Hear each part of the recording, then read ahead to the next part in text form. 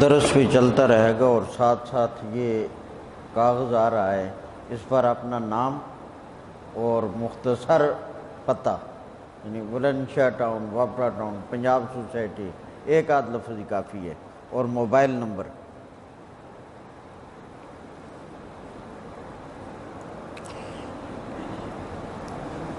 کتاب الغسل۔ الحمدللہ الذی ہدانا لہذا وما كنا لنهتدی لولا ان ہدانا اللہ، اما بعد، بسم اللہ الرحمن الرحیم۔ کتاب الغسل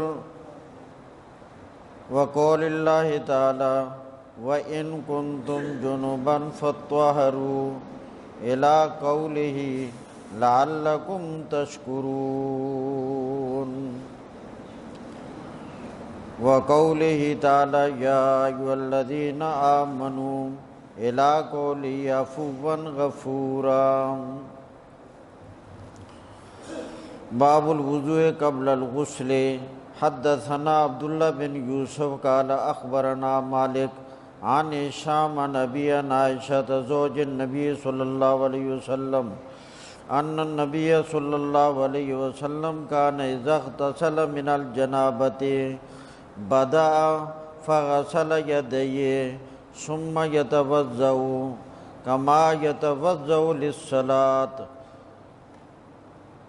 ثم يدخل أصابعه في الماء فيخلل بها أصول الشعر ثم يصب على رأسه 3 غرف بيده ثم يفيض الماء على جلده كله۔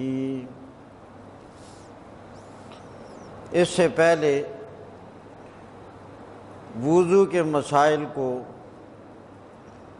بڑی تفصیل کے ساتھ بیان کیا گیا۔ آج جہاں سے حدیث کی تلاوت شروع کی ہے، یہاں سے غسل کے مسائل کو بڑی تفصیل کے ساتھ بیان کیا گیا ہے کہ غسل کس طرح کرنا ہے اور غسل کے کیا کیا مسائل ہیں۔ سب سے پہلے امام بخاری نے 2 آیتوں کا حوالہ دیا ہے، ایک سورہ نساء کی آیت اور دوسری سورہ مائدہ کی آیت۔ ان دونوں آیتوں میں غسل کا ذکر ہے۔ تو قرآن مجید میں وضو کا ذکر بھی ہے اور قرآن مجید میں غسل کا ذکر بھی ہے،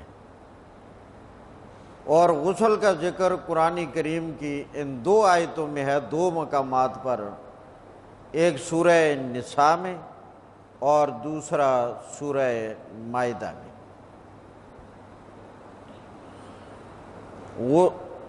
غسل کا حکم جس وقت انسان کو حدث اکبر یعنی جنابت ہو جائے تو اچھی طرح غسل کرنا کہ جسم کے اندر جہاں تک پانی کا پہنچانا ممکن ہے وہاں تک پانی کو پہنچانا یہ ضروری ہے۔ جس طرح وضو کے 4 فرض ہیں، اگر ان 4 فرائض میں کسی جگہ ذرہ برابر بھی کمی رہ جائے وضو نہیں ہوتا۔ اسی طرح غسل کے اندر بھی اگر ذرہ برابر کمی رہ جائے فرائض میں تو غسل نہیں ہوتا۔ اب سب سے پہلے غسل کے فرائض سمجھیں، پھر دوسرے نمبر پر غسل کا طریقہ۔ غسل کے فرائض کل 3 ہیں، فرض کہ جن میں ذرہ برابر بھی اگر کوتاہی ہو جائے تو غسل نہیں ہوگا۔ غسل کے فرائض وہ 3 ہیں، مرد کے لیے بھی اور عورت کے لیے بھی۔ نمبر 1 کلی کرنا۔ اب یہ کلی کرنا وضو کے اندر فرض نہیں ہے مگر غسل کے اندر فرض ہے۔ نمبر 2 ناک میں اچھی طرح پانی چڑھانا۔ نمبر 3 پورے جسم پر اچھی طرح پانی بہانا، تر کرنا جسم کو، ذرہ برابر کوئی جگہ خشک نہ رہے۔ یہاں تک کہ ان ناخنوں میں کوئی چیز ایسی پھنسی ہوئی ہو کہ جس کی وجہ سے پانی جہاں پہنچنا چاہیے وہاں نہیں پہنچ رہا، یہ بھی درست نہیں ہے، یہ بھی نقصان ہے فرض کے اندر۔ تو ایک فرض ہو گیا کلی کرنا، دوسرا فرض ہو گیا ناک میں پانی چڑھانا، اور تیسرا فرض ہو گیا پورے جسم پر پانی کو بہانا، پورے جسم پر جہاں تک ممکن ہے پانی پہنچانا۔ یہ 3 ہیں غسل کے فرائض۔ اب اس کے بعد غسل کا اصل طریقہ، جو مسنون طریقہ ہے وہ سمجھے۔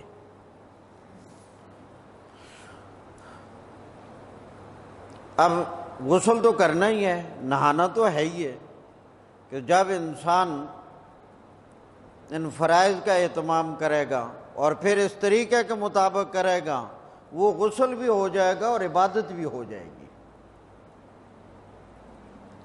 غسل کا طریقہ یہ ہے کہ سب سے پہلے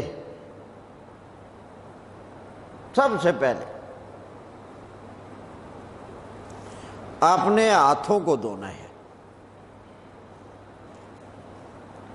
اس کے بعد جسم پر جہاں کہیں نجاست اگر لگی ہوئی ہے اس کو پہلے دور کرنا ہے۔ استنجا کی ضرورت ہے، استنجا کرنا ہے، یا کہیں اور جسم پر نجاست لگی ہے اس نجاست کو دور کرنا ہے۔ سب سے پہلے بڑی توجہ سے یہ طریقہ سننا ہے، اور جو بات یہ بنیادی بتا رہا ہوں ممکن ہے اس بیان کیے ہوئے کا ٹیسٹ ابھی ہو جائے۔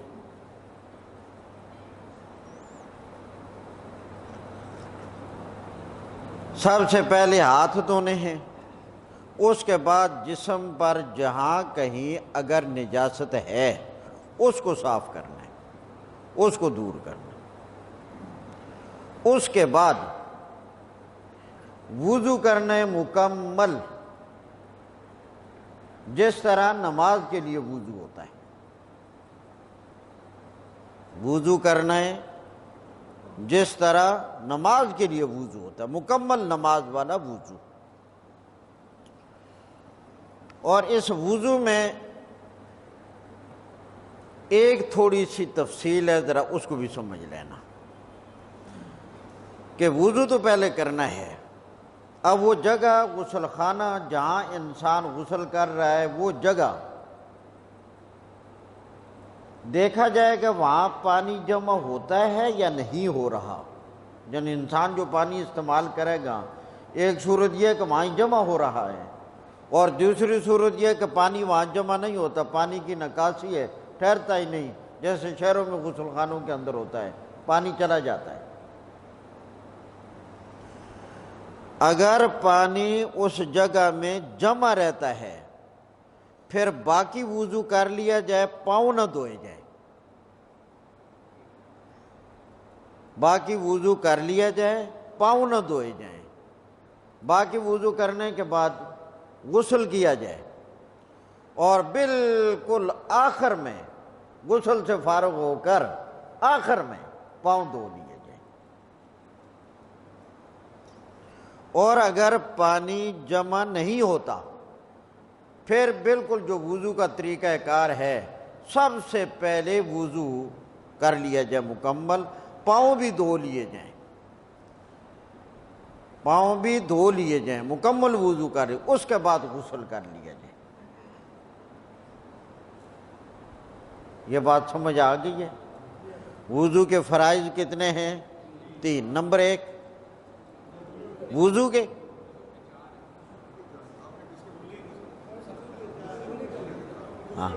غسل کے کتنے فرائض ہیں؟ 3۔ نمبر 1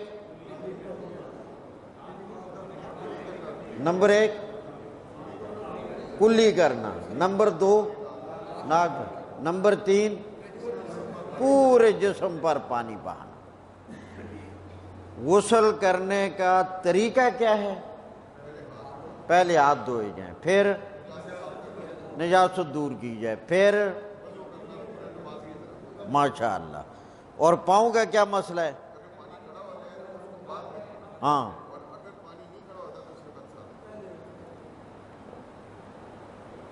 آپ کو تو پہلے ہی آتا ہے۔ یہ ہے غسل کے فرائض اور غسل کا طریقہ۔ اب ذرا سننا ترجمے پر غور۔ کتاب الغسل، یہ کتاب ہے غسل کے بیان میں۔ اچھا، آپ میں سے ایک سوال ہے جی، کون جواب دے گا؟ ایک ہوتا ہے غسل اور ایک ہوتا ہے غسل، ان دونوں کا کیا معنی ہے؟ ہاں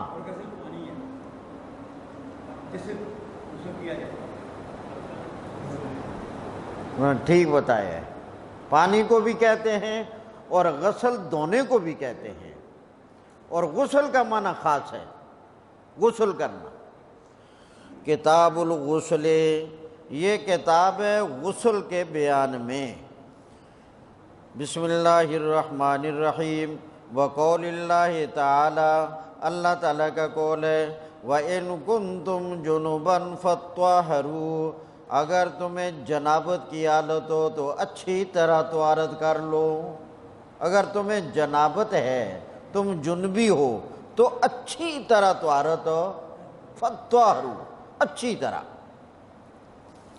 پورے جسم پر پانی کا بہانا۔ پوری آیت تشکرون تک، یہ سورہ مائدہ کی ہے، اس میں بھی غسل کا ذکر ہے۔ اور اسی طرح سورہ نساء کی آیت، یا ایھا الذین آمنوا اذا قمتم الی الصلاۃ فاغسلوا وجوہکم، یہ پوری آیت، اس میں بھی غسل کا ذکر ہے۔ باب الوضوء قبل الغسل، یہ باب ہے غسل کرنے سے پہلے وضو کرنے کا بیان، کہ جب غسل کرنے لگو تو پہلے کیا کر لیا جائے؟ وضو۔ امام بخاری فرماتے ہیں، حدثنا عبداللہ بن یوسف، ہمیں بیان کیا عبداللہ بن یوسف نے، وہ کہتے ہیں ہمیں بتایا مالک نے، وہ نقل کرتے ہیں ہشام سے، وہ نقل کرتے ہیں اپنے باپ سے، وہ نقل کرتے ہیں حضرت عائشہ رضی اللہ تعالی عنہ سے، زوج نبی صلی اللہ علیہ وسلم، جو زوجہ ہیں نبی کریم علیہ السلام کی، ان النبی صلی اللہ علیہ وسلم، بے شک نبی کریم صلی اللہ علیہ وسلم، کانا اذا اغتسل من الجنابت، جب غسل کرتے تھے جنابت سے، اغتسل غسل کرنا، جنابت مانا جنابت ہی ہو گیا، جب غسل کرتے تھے جنابت سے، بدأ شروع کرتے، ابتدا کرتے، فغسل یدیہ، کیا معنی ہے؟ دونوں ہاتھوں کو پہلے دھو لیتے، ثم یتوضأ، پھر وضو کرتے، کما یتوضأ للصلاۃ، کیا معنی ہے؟ نماز والا وضو، جیسے نماز کے لیے وضو کرتے ہیں۔ انشاءاللہ بخاری آدھی ہوگی، آگے آپ کو خود ہی آ جائے گی۔ ثم یدخل اصابعہ فی الماء، ماء کا کیا معنی ہے؟ پانی۔ اصابع کا کیا معنی ہے؟ انگلیاں۔ تو یدخلو کا کیا معنی ہے؟ ثم یدخلو، پھر داخل کرتے اپنی انگلیوں کو پانی میں، فَيُخَلِّلُ بِهَا اُصُولَ الشَّعْرِ، خلال کرتے انگلیوں کے ساتھ بالوں کی جڑوں کا، بالوں کی یعنی پانی لے کر ایسے ہاتھ پانی میں ڈال کر پھر وہ اچھی طرح سر اور داڑھی کی جڑوں تک پانی کو پہنچاتے تاکہ وہ جڑیں بالوں کی اچھی طرح کیا ہو جائیں، تر، پانی پہنچانے کا پورا اہتمام کرتے تھے۔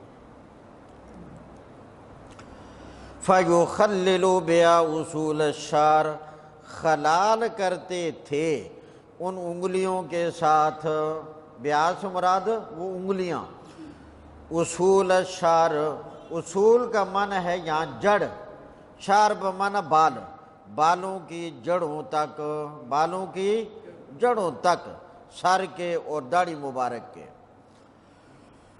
ثم یصب علی راسہ، پھر بہاتے اپنے سر پر، ثم پھر یصب بہاتے ڈالتے، علی راسہ اپنے سر پر، ثلاث غرفن، 3 چلو یعنی 3 مرتبہ، بیدہ اپنے ہاتھ سے، ثم یفیض الماء، پھر بہاتے پانی کو، علی جلدہ کلہ، ساری جلد پر، سارے جسم پر، تاکہ اچھی طرح تر ہو جائے۔ حدثنا محمد بن یوسف، ہمیں بیان کیا محمد بن یوسف نے، وہ کہتے ہیں ہمیں بیان کیا سفیان نے، وہ نقل کرتے ہیں اعمش سے، وہ نقل کرتے ہیں سالم بن ابی جعد سے، وہ نقل کرتے ہیں قریب سے، وہ نقل کرتے ہیں ابن عباس سے، وہ نقل کرتے ہیں حضرت میمونہ رضی اللہ تعالی عنہ سے، زوج نبی صلی اللہ علیہ وسلم، یہ بھی زوجہ ہیں نبی کریم صلی اللہ علیہ وسلم کی۔ قالت، حضرت میمونہ فرماتی ہیں، توضأ رسول اللہ صلی اللہ علیہ وسلم، وضو کیا رسول اللہ صلی اللہ علیہ وسلم نے، وضوءہ للصلاۃ، کیا معنی ہے؟ جیسے نماز کے لیے وضو ہوتا ہے، غیر رجلیہ، ما سوائے پاؤں دھونے کے، سوائے پاؤں کے، باقی پورا وضو کیا مگر پاؤں، بتاؤ پاؤں کیوں نہ دھوئے؟ آپ کو تو آ گیا درس، وہاں پانی جمع ہوتا تھا، وہاں پانی، غیر رجلیہ، سوائے دونوں پاؤں کے، وغسل فرجہ، اور نبی کریم علیہ السلام نے اپنی شرمگاہ کو بھی دھویا، وما اصابہ من الاذی، اور اس پر جو نجاست تھی اس کو بھی دھویا، اذی سے مراد یہاں نجاست ہے۔ ثم افاض علیہ الماء، پھر آپ نے جسم پر خوب پانی بہایا، ثم نحى رجلیہ، پھر وہاں سے آپ نے پاؤں کو ہٹایا، پھر وہاں سے ہٹ کے، فغسلہما، پھر ان دونوں پاؤں کو آخر میں کیا کر لیا؟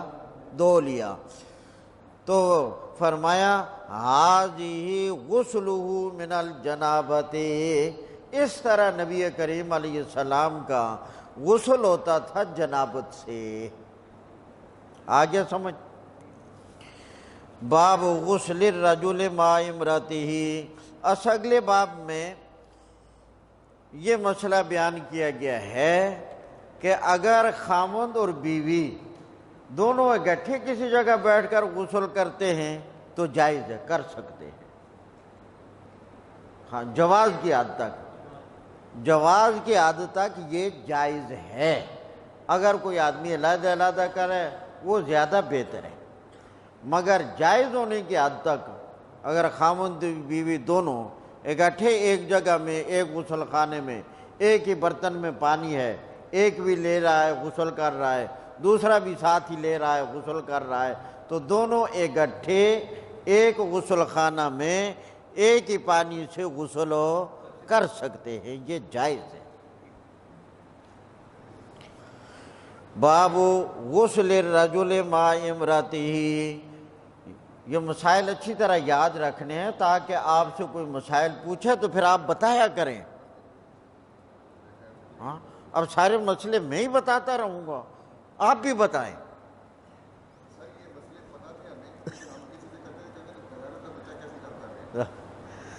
ان بیچاروں کو قدر نہیں نا.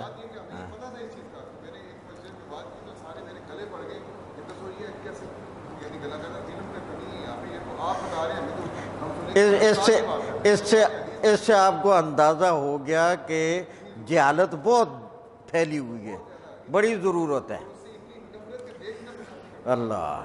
باب غسل الرجل مع امرأتہ، یہ باب ہے کوئی آدمی اپنی بیوی کے ساتھ مل کر اکٹھے غسل کرے تو کر سکتے ہیں. حدثنا آدم بن ابی ایاس، امام بخاری فرماتے ہیں ہمیں بیان کیا آدم بن ابی ایاس نے، وہ کہتے ہیں ہمیں بیان کیا ابن ابی ذئب نے، وہ نقل کرتے ہیں زوری سے، وہ نقل کرتے ہیں عروہ سے، وہ نقل کرتے ہیں حضرت عائشہ سے. قالت، حضرت عائشہ فرماتی ہے کنت اغتسل انا، میں غسل کیا کرتی تھی اور نبی کریم صلی اللہ علیہ وسلم، میں اور نبی کریم صلی اللہ علیہ وسلم دونوں غسل کیا کرتے تھے من اناء واحد. کیا معنی ہے؟ ایک ہی برتن سے. ایک کس کا معنی ہے بتاؤ؟ واحد.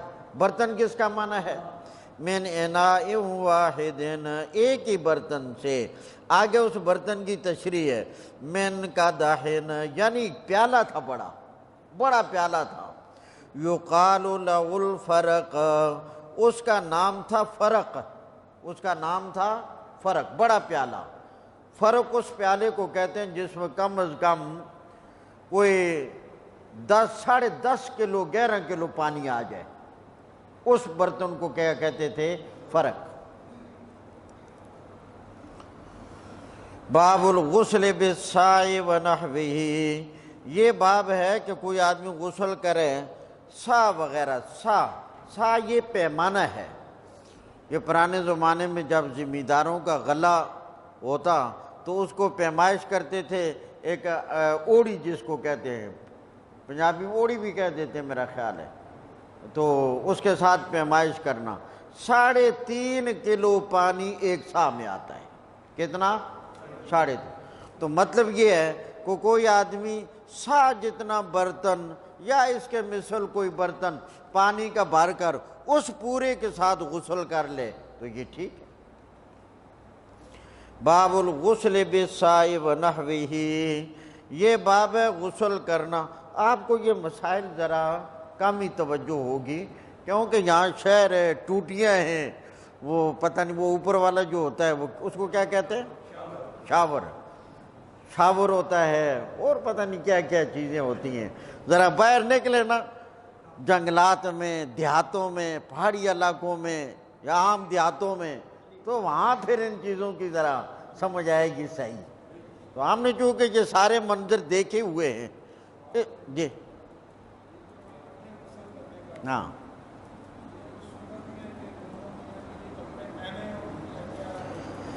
ہاں، آپ کا سوال بڑا اچھا ہے. جواز کی حد تک دونوں ساتھ غسل کر سکتے ہیں اور کپڑے اتار کر سکتے ہیں، پہننا کوئی ضروری نہیں ہے. یہ جو مسئلہ بیان ہوا ہے اس میں کپڑے پہننے کا کوئی شرط نہیں ہے، بغیر اس کے کر سکتے ہیں.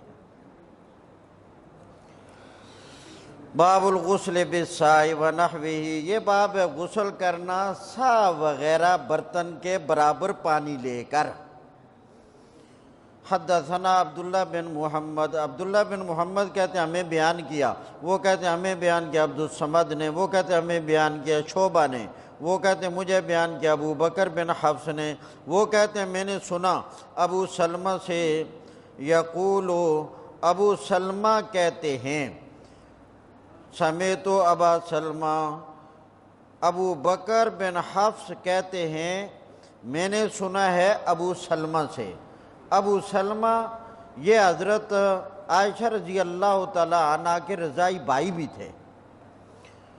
یقول دخلت انا واخو عائشہ، داخل ہو گیا میں اور حضرت عائشہ کا بھائی، علی عائشہ تھا، حضرت عائشہ کے پاس۔ حضرت ابو سلمہ کہتے ہیں میں اور حضرت عائشہ کا بھائی دونوں حضرت عائشہ کے پاس گئے۔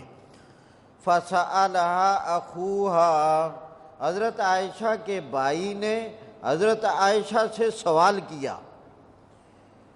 میں اور عائشہ کا بھائی دونوں حضرت عائشہ کے پاس گئے اور حضرت عائشہ کے بھائی نے حضرت عائشہ سے مسئلہ پوچھا اور سوال کیا، عن غسل رسول اللہ صلی اللہ علیہ وسلم، رسول اللہ کے غسل کے متعلق، رسول اللہ کے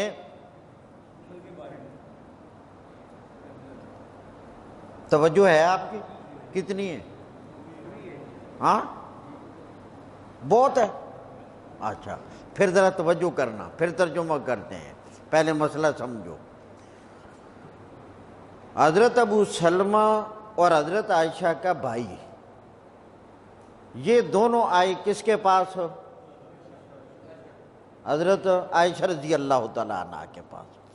حضرت عائشہ رضی اللہ تعالیٰ عنہ کے بھائی نے حضرت عائشہ سے مسئلہ پوچھا، بتائیں نبی علیہ السلام کتنے پانی سے غسل کرتے تھے؟ رسول اللہ صلی اللہ علیہ وسلم کتنے پانی سے غسل کرتے تھے؟ کم از کم، یعنی کم از کم کتنا پانی جو ہے اس سے رسول اللہ صلی اللہ علیہ وسلم غسل کرتے تھے؟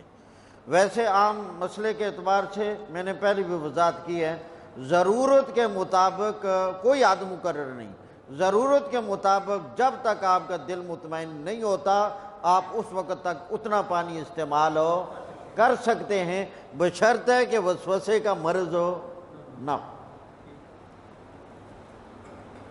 اور کم از کم مقدار اس کے بارے میں پوچھا کہ رسول اللہ کتنے پانی سے غسل کرتے تھے؟ حضرت عائشہ رضی اللہ تعالیٰ عنہ نے فرمایا، بھائی جان رسول اللہ 1 سا سے غسل کر لیتے تھے۔ کتنے سے؟ 1 سا سے غسل کر لیتے تھے۔ حضرت عائشہ کے بھائی نے کہا، کیا کہہ رہی ہو؟ 1 سا سے غسل ہو جاتا تھا؟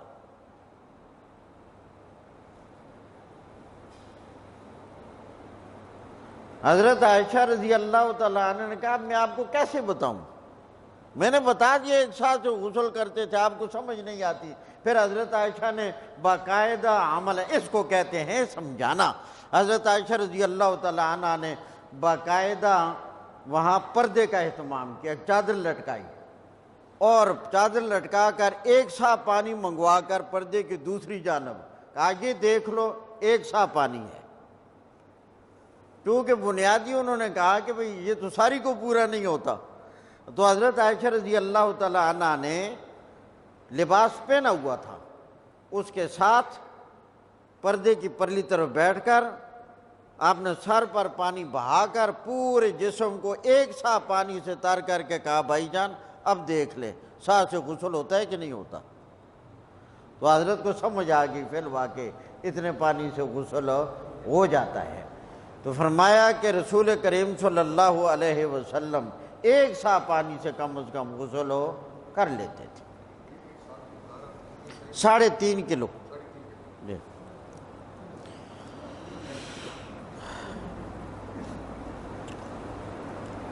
قال سمیعت ابا سلمہ، میں نے سنا ابو سلمہ سے، یقول، وہ فرماتے، دخلت انا و اخو عائشہ، داخل ہوا میں اور حضرت عائشہ کا بھائی حضرت عائشہ کے پاس، فسألها اخوها، حضرت عائشہ سے سوال کیا حضرت عائشہ کے بھائی نے، عن غسل رسول اللہ صلی اللہ علیہ وسلم، رسول اللہ صلی اللہ علیہ وسلم کے غسل کرنے کے متعلق۔ فدعت بإناء، انہوں نے ایک برتن منگوایا، نحو من السائل، تقریباً سا کے برابر تھا، تقریباً سا کے قریب تھا۔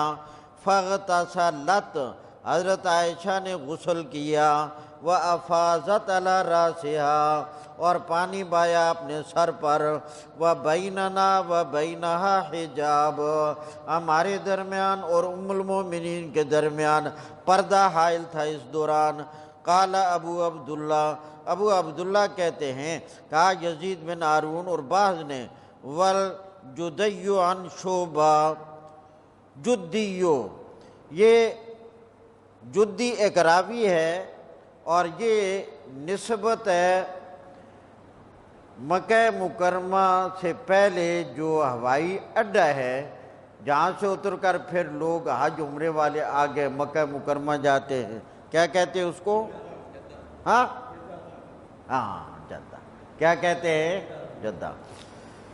بعض غلطیاں ایسی ہوتی ہیں کہ وہ اس قدر مشہور ہو جاتی ہیں کہ پھر صحیح بات اس کے مقابلے میں وہ عقل کے کسی گوشے میں آتی ہی نہیں۔ ان میں سے ہے جدہ۔ جدہ لفظ بالکل غلط ہے۔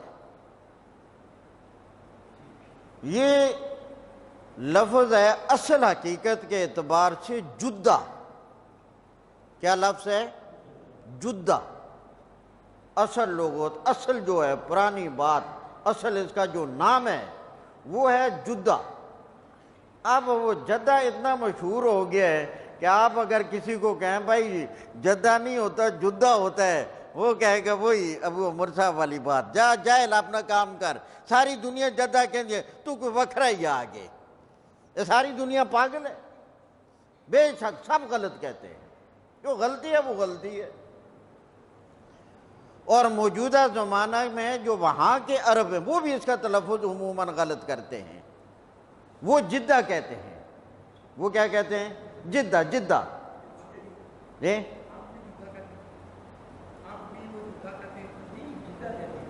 میں نے کہا اکثر وہاں موجودہ زمانہ میں جو عربی ہیں نا وہ بھی لفظ غلط تلفظ کرتے ہیں، وہ جدہ نہیں کہتے، اس غلطی پر نہیں ہے، وہ جدہ کہتے ہیں، مگر اصل تلفظ جو ہے نا وہ کیا ہے؟ جدہ۔ تو یہ راوی چونکہ وہاں کے رہنے والے تھے اس لیے ان کی نسبت ہوگی جدی۔ جیسے لاہور کا رہنے والا کیا کہلائے گا؟ لاہوری۔ بالا کوٹ کا رہنے والا کیا کہلائے گا؟ بالا کوٹی۔ مکہ کا رہنے والا کیا کہلائے گا؟ مکی۔ مدینہ کا رہنے والا کیا کہلائے گا؟ مدنی۔ آئی بات سمجھ؟ اسی طرح جدہ کا رہنے والا کیا کہلائے گا؟ جدی۔ یہ وہ نسبت ہے۔ والباز والجدی عن شعبہ قدر سائن، اس دوسری سند کے ساتھ یہ ثابت کیا ہے کہ باقی حدیث وہی ہے، تو اوپر والی حدیث میں تھا نحو سائن، سا کے مثل، اور یہاں آ گیا قدر سائن، سا کے بقدر، 3.5 4 کلو کے قریب۔ حدثنا عبداللہ بن محمد، ہمیں بیان کیا عبداللہ بن محمد نے، وہ کہتے ہیں ہمیں بیان کیا یحییٰ بن آدم نے، وہ کہتے ہیں ہمیں بیان کیا زہیر نے، وہ نقل کرتے ہیں ابو اسحاق سے، وہ کہتے ہیں ہمیں بیان کیا ابو جعفر نے۔ کس نے بیان کیا؟ ابو جعفر نے۔ انہو کان عند جابر بن عبداللہ، کہ ابو جعفر حضرت جابر بن عبداللہ کے پاس تھے۔ ابو جعفر کہاں تھے؟ یہاں ذرا بہت ہی خصوصی توجہ، تھوڑی دیر ہوگی۔ ابو جعفر حضرت جابر بن عبداللہ کے پاس تھے، وَأَبُوهُ، اور ان کا والد بھی حضرت جابر بن عبداللہ کے پاس تھا، اور اس کے والد کا نام ہے زین العابدین۔ ابو جعفر کا نام ہے محمد باقر۔ ابو جعفر تو کنیت ہوئی نا، جعفر صادق کا باپ ہے ابو جعفر، ابو جعفر کا نام ہے محمد باقر۔ آئی بات سمجھ؟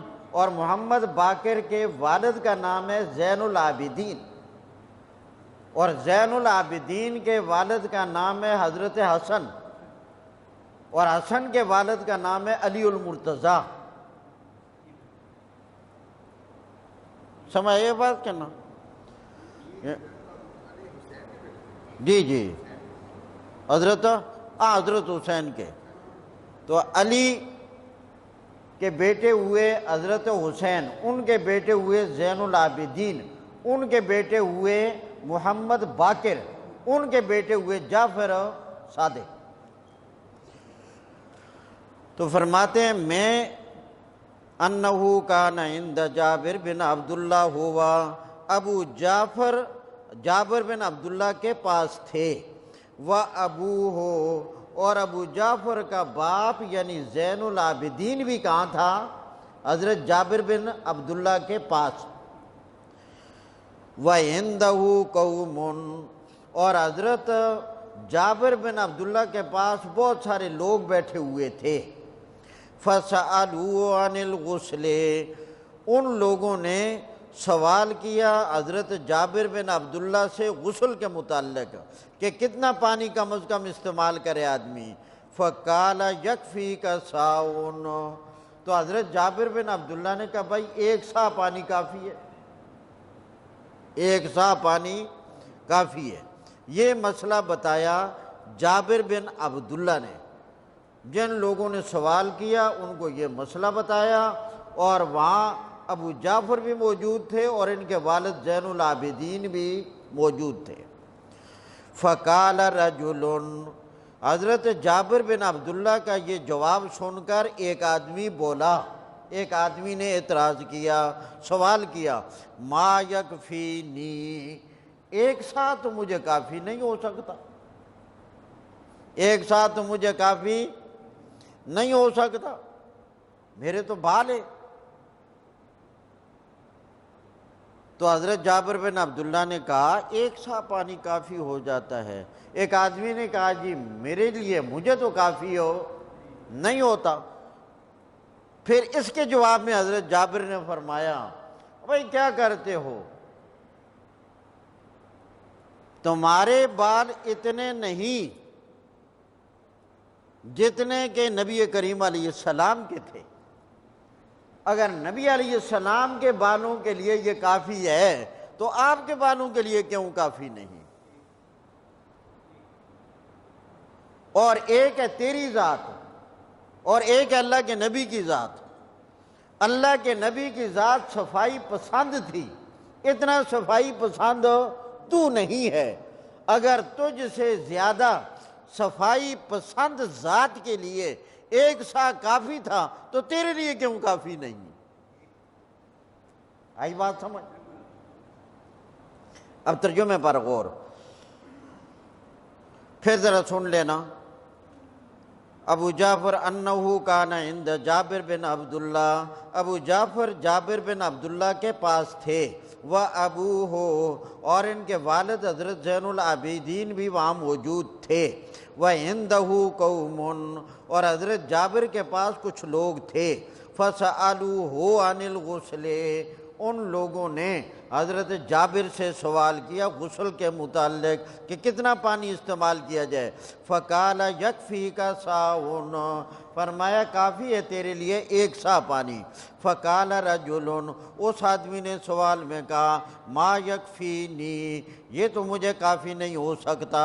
فقال جابر نے فرمایا کان یکفی یہ کافی ہو جاتا تھا من ہوا اوفا من کا شعرن اس ذات کو جس کے بال تیرے بالوں سے زیادہ تھے، اس ذات اوفا من زیادہ، اس ذات کو جس کے بال تیرے بالوں سے زیادہ تھے، وَخَيْرًا مِّنْكَ اور وہ ذات صفائی کے اعتبار سے تو اس سے زیادہ بہتر صفائی پسند تھی، یعنی نبی کریم علیہ السلام۔ یہ بیان کرنے کے بعد حضرت ابو جعفر کہتے ہیں ثم امنا فی ثوبنا پھر حضرت جابر بن عبداللہ نے ہمیں نماز پڑھائی، امامت کروائی ایک ہی کپڑے میں، یعنی پورے جسم پر کپڑا ایک ہی تھا۔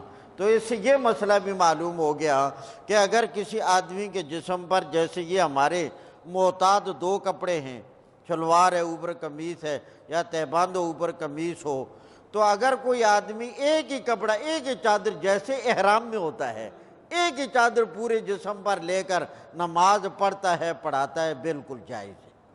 جیسے حضرت جابر بن عبداللہ نے اس موقع پر ایک ہی چادر میں تھے اور پھر ہمیں کیا کی تھی؟ نماز پڑھائی تھی۔ حدثنا ابو نعیم، ہمیں بیان کیا ابو نعیم نے، وہ کہتے ہیں ہمیں بیان کیا ابن عیینہ نے، وہ نقل کرتے ہیں عمر سے، وہ جابر بن زید سے، وہ ابن عباس سے، ان نبی صلی اللہ علیہ وسلم، حضرت عبداللہ بن عباس فرماتے ہیں بے شک نبی کریم صلی اللہ علیہ وسلم و میمونہ اور حضرت میمونہ رضی اللہ تعالی عنہ کانا یغتسلان، دونوں غسل کیا کرتے تھے اکٹھے ہی، من اناء واحد، کیا معنی ہے؟ ایک ہی برتن سے۔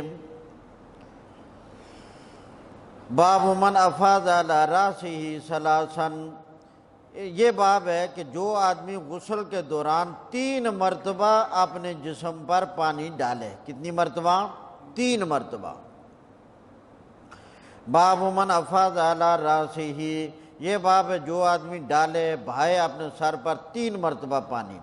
حدثنا ابو نعیم، ہمیں بیان کیا ابو نعیم نے، وہ کہتے ہیں ہمیں بیان کیا زہیر نے، وہ نقل کرتے ابو اسحاق سے، وہ کہتے ہیں مجھے بیان کیا سلیمان بن سرد نے، وہ کہتے ہیں مجھے بیان کیا جبیر بن مطعم نے، وہ کہتے رسول کریم صلی اللہ علیہ وسلم نے فرمایا اما انا فافیض علی راسی ثلاثا، برحال میں تو بہا لیتا ہوں اپنے سر پر 3 مرتبہ پانی، برحال میں تو بہا لیتا ہوں اپنے سر پر 3 مرتبہ پانی۔ یعنی نبی کریم صلی اللہ علیہ وسلم کے سامنے کسی آدمی نے کسی کے غسل کا ذکر کیا کہ وہ تو بہت زیادہ مرتبہ اپنے سر پہ پانی ڈالتا ہے، تو نبی کریم علیہ السلام نے فرمایا بھائی یہ وہ تکلف کر رہا ہے، میں غسل کرتا ہوں میں تو 3 مرتبہ پانی ڈال لیتا ہوں، معلوم ہوا 3 مرتبہ کافی ہو جاتا ہے۔ اما انا، برحال میں، وہ آدمی زیادہ ڈالتا ہے تو ٹھیک نہیں، اما انا برحال میں، فافیض علی راسی ثلاث، میں اپنے سر پر 3 مرتبہ پانی ڈال لیتا ہوں۔ واشار بیدیہ کلتیہما، اور اشارہ کیا اپنے دونوں ہاتھوں کے ساتھ کہ اس طرح میں پانی لے کر پورے جسم پر 3 مرتبہ ڈال لیتا ہوں۔ امام بخاری فرماتے ہیں ہمیں بیان کیا محمد بن بشار نے، وہ کہتے ہیں ہمیں بیان کیا غندر نے، وہ کہتے ہیں ہمیں بیان کیا شعبہ نے، وہ نقل کرتے ہیں مخول سے، مخول بن راشد سے، وہ نقل کرتے ہیں محمد بن علی سے، وہ نقل کرتے ہیں جابر سے، جابر بن عبداللہ سے، حضرت جابر بن عبداللہ فرماتے ہیں کان النبی صلی اللہ علیہ وسلم، نبی کریم صلی اللہ علیہ وسلم یفرغ علی راسہ ثلاثا، پانی ڈالتے تھے اپنے سر پر 3 مرتبہ۔ حدثنا ابو نعیم، ہمیں بیان کیا ابو نعیم نے، وہ کہتے ہیں ہمیں بیان کیا معمر نے، وہ نقل کرتے یحییٰ بن سلام سے، وہ کہتے ہیں مجھے بیان کیا ابو جعفر نے، یہی ابو جعفر جن کا ابھی پہلے تذکرہ ہوا، قال علی جابر، مجھے کہا جابر نے، اتانی ابن عمکا، میرے پاس تیرے چچا کا بیٹا آیا، تیرا چچا زاد بھائی آیا، میرے پاس تیرا چچا زاد بھائی آیا۔ یہاں بھی تھوڑی توجہ کی ضرورت ہے۔ ابو جعفر کہتے ہیں کہ میں گیا حضرت جابر کے پاس۔ کون کہتا ہے؟ ابو جعفر۔ ابو جعفر کہتے ہیں میں گیا حضرت جابر کے پاس، تو حضرت جابر نے مجھے کہا کہ تیرے چچا کا بیٹا میرے پاس آیا تھا۔ کون آیا تھا؟ تیرے چچا کا بیٹا۔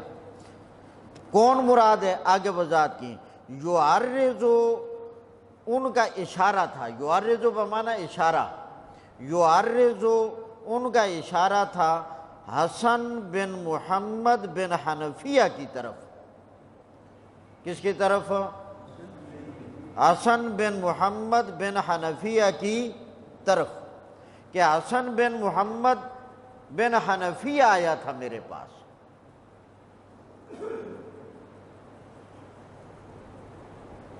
ابو جعفر کہتے ہیں میں گیا کس کے پاس؟ ہاں، حضرت جابر کے پاس۔ تو حضرت جابر نے کیا کہا؟ آپ کے چچا کا بیٹا آیا میرے پاس، اور مراد کون تھا؟ حسن بن محمد بن حنفیہ۔ آئی بات سمجھ؟ یہ آیا تھا میرے پاس۔ یہاں امام بخاری رحمۃ اللہ علیہ سے تھوڑا سا تسامح ہو گیا، تھوڑا سا تسامح۔ آپ کہیں گے پتہ نہیں یہ کیا لفظ بول دیا، چلو آسان لفظ بولتا ہوں۔ امام بخاری کو اس مقام پر تھوڑی سی نظر لگ گئی، اور سمجھو کیا نا، امام بخاری کو تھوڑی سی نظر لگ گئی۔ نظر کے قابل شخصیت ہے نا، ہمیں بھی لگے نا، نظر کے قابل جو ہوتا ہے اسے ہی لگتی ہے۔ تو امام بخاری رحمۃ اللہ علیہ کو اس مقام پر تھوڑی سی کیا لگ گئی؟ نظر۔ وہ کیا نظر ہے کہ حسن بن محمد کو ابو جعفر کا چچا زاد بھائی بتایا، ایسے ہی ہے نا؟ حالانکہ حسن بن محمد یہ ان کا چچا زاد بھائی نہیں ہے، یہ ان کے والد کا چچا زاد بھائی ہے۔ سمجھ آئی کہ نا؟ یعنی امام بخاری نے حسن بن محمد کو ابو جعفر کا چچا زاد بھائی بتایا، حالانکہ یہ ابو جعفر کا چچا زاد بھائی نہیں ہے، یہ ابو جعفر کے والد زین العابدین کا چچا زاد بھائی ہے۔ سمجھ آئی کہ نا؟ وہ اس طرح کہ حضرت علی رضی اللہ تعالی عنہ کا ایک بیٹا ہے حسین۔ حضرت علی کا ایک بیٹا کون ہے؟ حسین۔ حضرت حسین کا بیٹا ہے زین العابدین۔ ذرا توجہ رکھنا، حضرت علی کا بیٹا حسین رضی اللہ عنہ، حضرت حسین کا بیٹا زین العابدین، تو زین العابدین کا بیٹا ابو جعفر، ٹھیک ہو گیا۔ پھر حضرت علی کا دوسرا بیٹا ہے محمد بن علی، یعنی جس کو یہاں محمد بن حنفیہ کہا گیا ہے۔ حضرت علی کا بیٹا ہے محمد، پھر محمد کا بیٹا ہے حسن۔ تو اب جب حسن بیٹا ہوا محمد کا، تو یہ چچا زاد بھائی ابو جعفر کا نہ بنا، بلکہ کس کا بنا؟ زین العابدین کا بنا۔ سمجھ آ گئی ہے کہ نا؟ چونکہ حضرت علی رضی اللہ تعالیٰ عنہ کی اولاد تو بہت تھی، حضرت حسن، حضرت حسین، یہ دو تو سب کو یاد ہیں، باقی ذرا معلومات نہیں ہوتی ہیں۔ تو حضرت علی رضی اللہ تعالیٰ عنہ کی کل اولاد 28 تھی۔ کل اولاد کتنی تھی؟ 28۔ 11 لڑکے تھے اور 17 بیٹیاں تھیں۔ تو محمد بن حنفیہ، آگے یہاں محمد بن حنفیہ، یہ جو بن حنفیہ ہے یہ حضرت علی کی طرف نسبت نہیں ہے، محمد کی نسبت ان کی والدہ کا جو قبیلہ ہے اس کی طرف ہے، یعنی وہ محمد جن کی والدہ حنفیہ قبیلے سے تعلق رکھتی ہے اور حضرت علی کی بیوی تھی۔ تو محمد بن حنفیہ حضرت علی کے بیٹے ہوئے، جس طرح حضرت حسین حضرت علی کے بیٹے ہیں۔ یہ شادیاں بھی حضرت علی کی بہت ہیں، تاریخی روایات کے اعتبار سے حضرت فاطمہ کے علاوہ 9 شادیاں ہیں، مگر یکے بعد دی، یعنی گٹھی وہ 4 امت کے لیے جیسے حکم ہے، باقی کی حضرت فاطمہ کے بعد ہیں۔ پہلے ایک ہی تھی حضرت فاطمہ کی موجودگی میں، اور شادی کوئی نہیں کی۔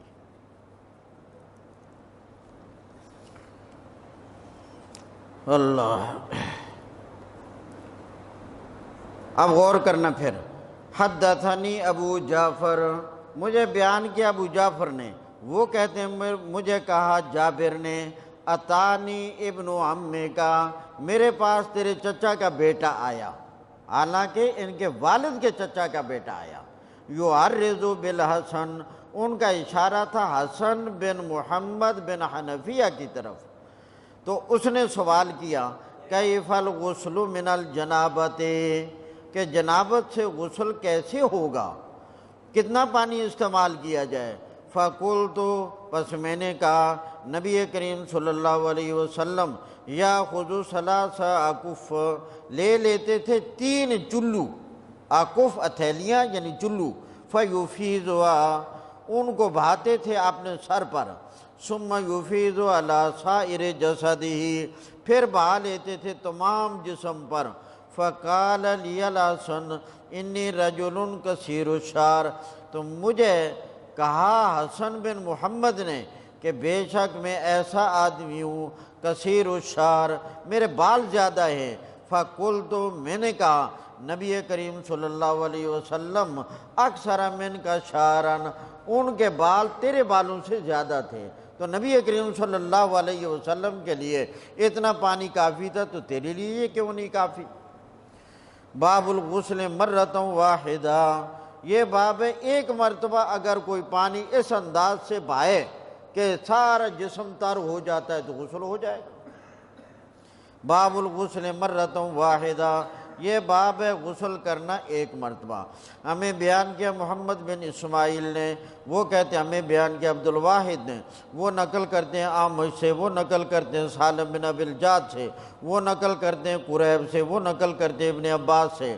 قال، حضرت عبداللہ بن عباس فرماتے ہیں، قالت میمونہ، تو حضرت میمونہ رضی اللہ تعالی عنہ نے فرمایا، وضعت للنبی صلی اللہ علیہ وسلم مان، میں نے پانی رکھا رسول اللہ کے لیے، للغسل، غسل کرنے کے لیے، فغسل یدہ مرتین، رسول اللہ نے اپنے ہاتھوں کو دھویا 2 مرتبہ، یا فرمایا 3 مرتبہ، ثم افرغ علی شمالہ، پھر ڈالا پانی آپ نے بائیں ہاتھ پر، فغسل مذاکیرہ، پھر دھویا اپنی شرمگاہ کو، مذاکیر سے مراد شرمگاہ، ثم مسح یدہ بالارض، پھر اس کے بعد آپ نے اپنا ہاتھ رگڑا زمین پر ایسے تاکہ ہاتھ صاف ہو جائے اچھی طرح، ثم مضمض واستنشقا، پھر کلی کی اور ناک میں پانی ڈالا، وغسل وجہہ، اپنا چہرہ دھویا اور دونوں ہاتھ دھوئے، ثم افاض علی جسدہ، پھر پانی بہایا اپنے جسم پر، ثم تحول من مکانہ، پھر ہٹ گئے اپنی جگہ سے، پھر تحول ہٹ گئے، پیچھے ہٹ گئے اپنی جگہ سے، ہٹ کر فغسل قدمیہ، پھر دونوں پاؤں کو کیوں آخر میں دھویا؟ ہاں وہاں پانی جمع ہو جائے۔ باب من بدا بالحلاب او الطیب عند الغسل، اگر توجہ ہوگی تو یہ باب پڑھا کر پھر چھٹی دے دوں گا، اگر توجہ نہ ہوئی تو ہو سکتا ہے درس آگے بھی چلا جائے، امکان ہے۔ پہلے ترجمۃ الباب کا ترجمہ سنیں پھر مسئلہ سمجھیں، امام بخاری نے عجیب بات کی ہے۔ باب من بدا بالحلاب، جو آدمی ابتدا کرے حلاب کے ساتھ یا خوشبو کے ساتھ، عند الغسل، غسل کے وقت، حلاب کے ساتھ اور خوشبو کے ساتھ۔ اب حلاب کس کو کہتے ہیں؟ خوشبو تو ظاہر ہے، یہاں توجہ، بڑی گہرائی سے امام بخاری نے مسئلہ بیان کیا ہے۔ پہلے تو سمجھے حلاب، حلاب اس برتن کو کہتے ہیں جس برتن میں اس زمانے میں لوگ بکریوں کا اور اونٹنیوں کا دودھ نکالتے تھے، جس برتن میں دودھ نکالا جاتا تھا اس برتن کو کیا کہتے ہیں؟ حلاب۔ ہاں حلیب دودھ کو کہتے ہیں، تو حلاب کا معنی ہو گیا دودھ نکالنے والا برتن، چونکہ وہ برتن خاص ہوتا ہے. جو دودھ نکالنے والا، اس کا نام عرب میں بھی اس کا نام بالکل الگ ہوتا تھا، اور ہمارے علاقے میں اب بھی جو دودھ نکالنے کا برتن ہے وہ اسی کام میں آتا ہے، وہ اور کام میں نہیں آتا. تو دودھ نکالنے والا برتن جس میں دودھ نکالا جاتا ہے. اب امام بخاری رحمۃ اللہ علیہ جو مسئلہ بیان کرنا چاہتے ہیں وہ یہ ہے کہ اگر آپ نے پانی غسل کے لیے کسی ایسے برتن میں ڈالا کہ اس برتن میں کسی پاک چیز کی بو تھی یا خوشبو تھی، آپ نے پانی کسی ایسے برتن میں ڈالا کہ اس برتن میں کسی پاک چیز کی بو تھی یا خوشبو تھی، اور پانی جب آپ نے ڈالا تو اگر برتن میں بو تھی تو وہ پانی بھی بو والا ہو گیا، اگر اس میں خوشبو تھی تو پانی بھی کس والا ہو گیا؟ خوشبو والا ہو گیا. اور وہ پانی پھر آپ غسل کے لیے استعمال کریں تو کہتے کوئی حرج نہیں، وہ غسل کے لیے استعمال ہو سکتا ہے. جی وہ پاک، چونکہ دودھ جس برتن میں نکال دیتے تھے اس برتن میں دودھ کی ایک امک بن جاتی تھی، اور پھر اس میں اگر زیادہ دیر دودھ رہے تو اس دودھ میں بھی ایک امک پیدا ہو جاتی تھی، اور پانی اس میں اگر ڈالا جائے تو اس پانی سے بھی وہی امک پیدا ہو جاتی تھی. مگر وہ امک جو پیدا ہوئی ہے، دودھ پاک چیز ہے، لہذا وہ امک بھی کیا ہوگی؟ پاک ہوگی. جب پانی ڈالا تو اس میں بھی وہ امک آ جائے گی، وہ پانی آپ غسل کے لیے استعمال کریں تو بالکل درست ہے، کوئی حرج نہیں. اب دودھ کا اور اس کی امک کا یہ تو حدیث میں آ گیا. اب یہ طیب جو امام بخاری نے ساتھ خوشبو کا ذکر کیا، وہ گویا اس حدیث سے مسئلہ معلوم ہوا. اگر پاک بو والی چیز، امک والی چیز کا امک پانی میں آ جائے اس سے غسل کرنا جائز ہے، تو خوشبودار چیز کی خوشبو اگر آ جائے تو بطریق اولا جائز ہے. سمجھ آ گئی؟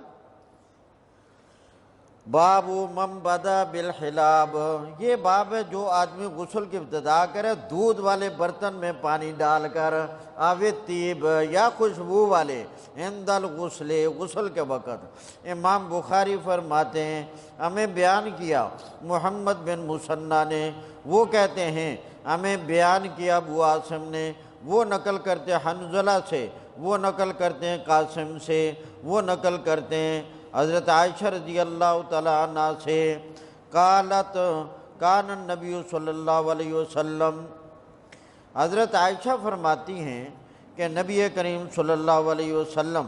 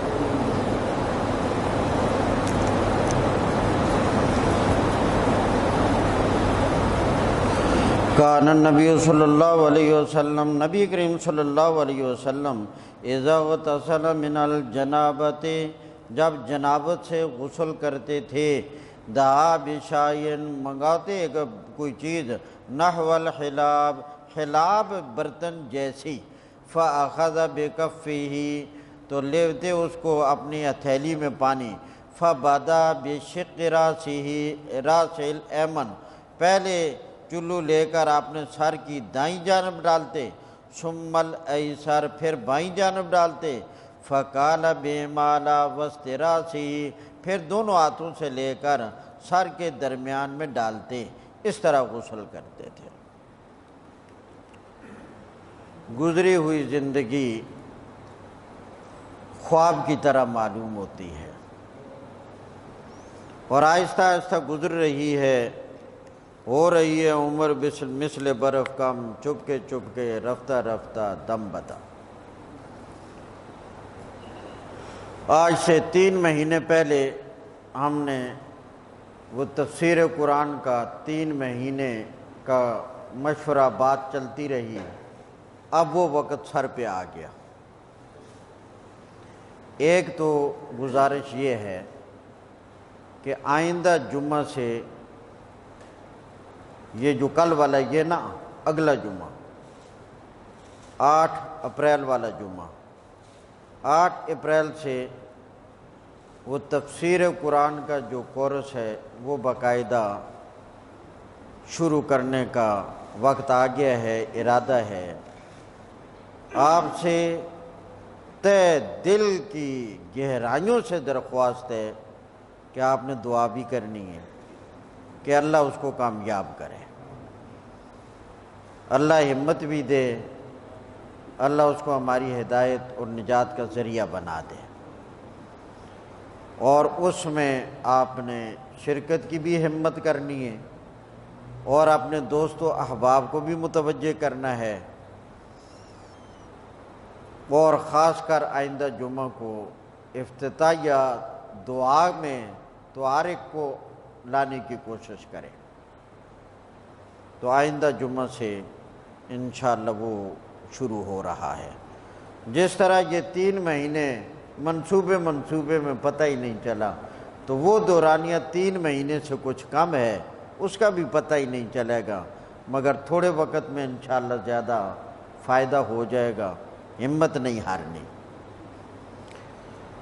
دوسرے یہ گزارش ہے کہ میں بڑا سوچتا رہا کہ کچھ ساتھیوں کے لیے سہولت بھی نکال دی جائے، تو پہلے چھٹی کوئی نہیں تھی، تو اب آخری حتمی فیصلہ عارضی طور پر یہ کیا گیا ہے کہ یہ جو ہمارا حدیث والا درس ہے، یہ انشاءاللہ اب زندگی نے ساتھ دیا تو رمضان المبارک کے بعد شروع کریں گے۔ کتاب الغسل کا عنوان اس کا پہلا درس ہو وہ بھی گیا، مگر وہیں سے شروع کر لیں گے چلو پھر۔ تو اب زندگی نے ساتھ دیا، کیا پتہ ہے کون ہوتا ہے اس وقت تک نہیں ہوتا، اگر میرے اللہ نے ہم سب کو زندگی دیے رکھی تو اب رمضان المبارک کے بعد ہم اس کا دوبارہ یہیں سے آگے آغاز کریں گے۔ یہ آپ کا نام پتہ وغیرہ اسی لیے نوٹ کیا تاکہ اس وقت آپ کو، ویسے بھی انشاءاللہ آگاہی ہو جائے گی، مگر باضابطہ انشاءاللہ آپ کو آگاہ بھی کریں گے۔ تو رمضان المبارک کی تعطیلات گزرنے کے بعد رمضان کے آخری میں، بلکہ انشاءاللہ اعلان کر دوں گا رمضان ہی میں کہ دوبارہ کب یہ بخاری شریف کا درس شروع ہوگا، تو انشاءاللہ پھر شروع ہوگا۔ اب آئندہ جمعرات ہمارے پاس تھی، لیکن اس اگلے ہفتے میں مجھے کہیں سفر پہ جانا ہے، تو شاید کہ ارادہ تو ہے جمعرات کو واپس آنے کا، مگر سفر طویل ہے، دور دراز کا ہے، تھکاوٹ والا بھی بہت زیادہ ہوگا، تو کیا پتہ ہے میں نہیں پہنچ سکوں جمعرات کو، تو آپ کو بھی تکلیف ہوگی آنے میں، تو میرا خیال ہے آئندہ جمعرات کی چھٹی کر دیتے ہیں۔ تو اب انشاءاللہ بخاری شریف کا درس رمضان المبارک کے بعد ہوگا، اور وہ تفسیر قرآن والا سبق جو ہے وہ جمعرات کو بھی ہوا کرے گا۔ اب اس کی صرف ایک چھٹی ہوگی ہفتے والے دن، ہفتے والے دن اس کی ایک چھٹی ہوگی، باقی سارے دنوں میں اتوار سے لے کر تو جمعے سمیت بس پورے ہفتے میں ایک دن، ایک ہفتے کے دن کی چھٹی ہوگی۔ ہفتے والا دن جو ہے جمعے کو درس ہوا، بس درس ختم ہونے کے بعد چھٹی شروع ہو گئی، وہ درس ختم ہونے کے بعد جمعے کو وہ پھر وہ رات بھی چھٹی کی، صبح بھی چھٹی کی، دوپہر بھی چھٹی، ظہر بھی چھٹی، عصر بھی چھٹی، مغرب بھی چھٹی، آگے بھی چھٹی، آگے بھی چھٹی، پھر اتوار کو بھی صبح چھٹی، وہ شام کو پھر جا کر حاضری ہوگی۔ بس دیکھیں نا پھر کیا یاد رکھیں گے کہ سیٹھ کے ساتھ وہاں پہ پڑ گئے۔ تو اب یہ ہے، تو دعاؤں کی بڑی درخواست ہے، اللہ تعالیٰ ہمت دے، اللہ تعالیٰ صحت بھی دے، تو اللہ کرے یہ کام اپنی تمام ان رحمتوں اور برکتوں کے ساتھ پائے تکمیل تک پہنچ جائے۔